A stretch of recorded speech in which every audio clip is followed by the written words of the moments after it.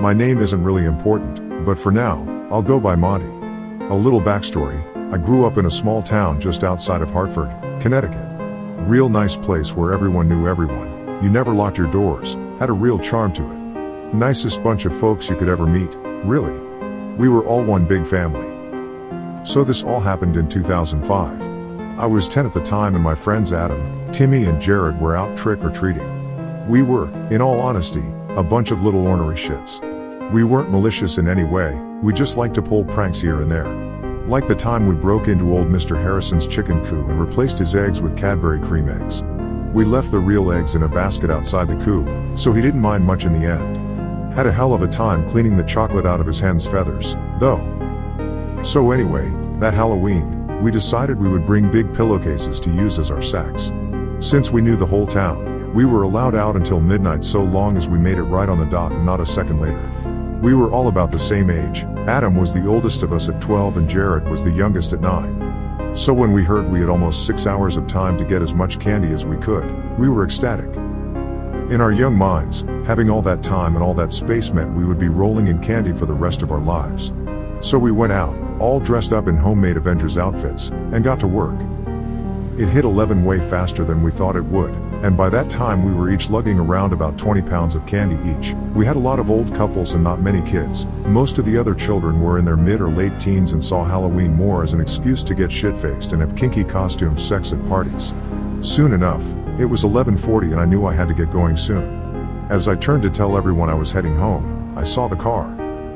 Now, if you would have told me what a pedophile was when I was 10 and explained the concept thoroughly, the image I would come up with would be an old, balding man with missing teeth and a wiry frame driving around in a beat-up and rusty van.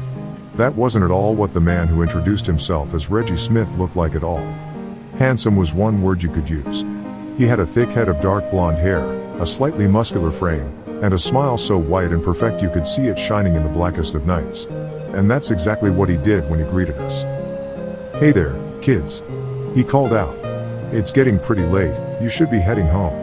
Jared was the first one to speak up, waving his paper towel roll and cardboard container in a greeting. "Oh, hi there, mister. We're just heading home."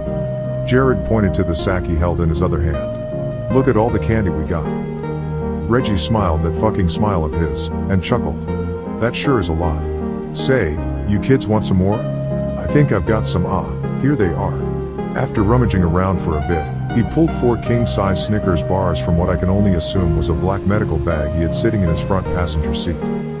Of course, all 4 of us rushed over and gladly took what we thought to be the holy grail of candy. Soon, Reggie had introduced himself and explained he had just moved in a few blocks down the road.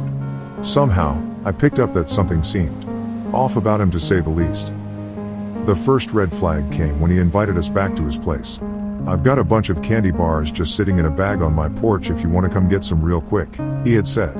Now, that set me off because not 5 minutes earlier he had been saying how we should be getting home. Being incredibly uncomfortable, I saw it was nearly 11:50 and took that as my cue to leave. "It's almost midnight and I gotta get home. Sorry." Adam, Timmy, and Jared, Iron Man, the Hulk and Thor all gave me a confused look. "Seriously?" Adam said, moving his mask out of the way to be heard clearly. "It's free candy, dude. And really good candy, too." "Yeah," Timmy called out in agreement while pounding his Hulk fists together. "You can't seriously be passing this up." "Sorry guys, my parents will ground me for a month if I don't get home soon. I'll see you guys later." My friends all gave out a sigh of disappointment and climbed in Reggie's car. That's when Reggie spoke up. Leave him alone, kids. Besides, I only have room for 3 right now." That's when I remembered that creepy black doctor's bag in his passenger seat. I said my goodbyes and pieced the fuck out of there. Luckily, I made it home just in the nick of time, and my parents were only mildly annoyed. Soon after, my parents started checking my candy and asked me how my night was. That's when I told them about Mr. Smith. And that was when my parents' faces turned white as snow. And then my dad grabbed his car keys and my mom started dialing the police. Soon, I knew everything about what was really going on, and I had to give the police a statement. Of course, knowing that I was nearly kidnapped and that my friends were gone, I was a complete wreck. Once the police got their information, they tried to console me and tell me it wasn't my fault in any way. And that was when I heard their radios go off. Car 3, suspect inbound to your location on foot. He appears to be armed and dangerous. Do you copy? This is Car 3, we copy. The officer looked me in the eyes and smiled. Don't worry, kid, we'll get this guy.